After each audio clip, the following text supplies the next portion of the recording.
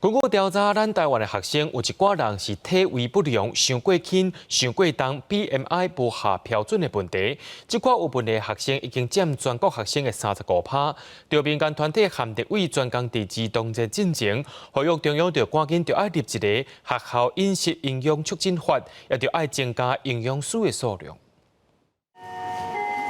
菜色、肉、甲饭，全台湾逐工供应买180万份的营养午餐。不过食食敢有够营养呢？中华民国营养师工会指出，全台湾干达538位营养师，平均一个人爱过3000外个囡仔，而且国内囡仔的体重过重的比率占27%，认为台湾得爱赶紧制定学校饮食营养的促进法。各地的这个定价的合理化也是一个大问题。现在很多学校已经努力的采取有利标，可是还是有很多学校是采最低标，那也就是会用那个17块钱来当做一餐的食材费，这样的现象是出现的。民间团体和立委批评台湾伫咧2002年就制定学生卫生法到达18年啊，不过并无针对学校提供食食的卫生管理方面定相关的规范。全台湾体型和健康无下标准的学生已经占全国学生的35%。因认为中央得爱下修营养师的门槛，增加人力。